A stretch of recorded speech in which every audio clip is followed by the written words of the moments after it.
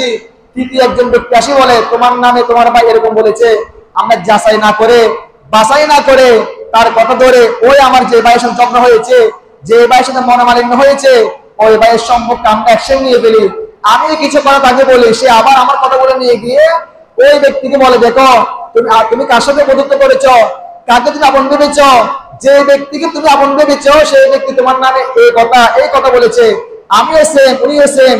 কথাগুলো ধরে আবার পুনরায় রিপ্লাই করে। একসময় দেখা যায় যার সাথে সুন্দর একটা সম্পর্ক ছিল, ওই শয়তানের ওয়াসওয়াসার কারণে, তৃতীয় ব্যক্তির কারণে সম্পর্ক নষ্ট হয়ে শেষ পর্যায়ে দেখা যায় আল্লাহ না করুক একজনকে একজন হত্যাও করে দেবে, নাউজুবিল্লাহ।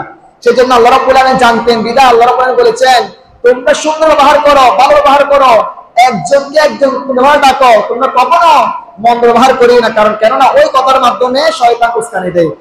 তার পাশাপাশি আল্লাহ রাব্বুল আলামিন সূরা নিসার মধ্যে আল্লাহ রাব্বুল আলামিন বলেন, ওয়া ইযা হাদারাল কিসমাতা উলুল কুরবা ওয়াল ইয়াতামা ওয়াল মাসাকিন ফারযুকহুম মিনহু ওয়া কুলু লাহুম কাওলাম মা'রুফা।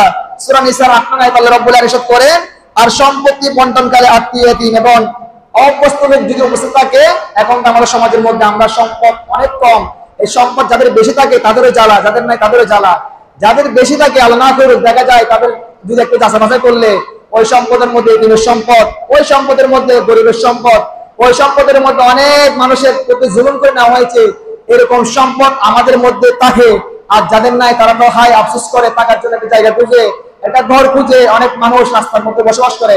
আল্লাহ রাব্বুল আলামিন জানতেন বিদায় আগে থেকে বলে দিয়েছেন, যখন সম্পদ বন্টন করা হবে, যখন সম্পদ ভাগ করা হবে, তোমরা কি আর রাখবা, যখন এতিমের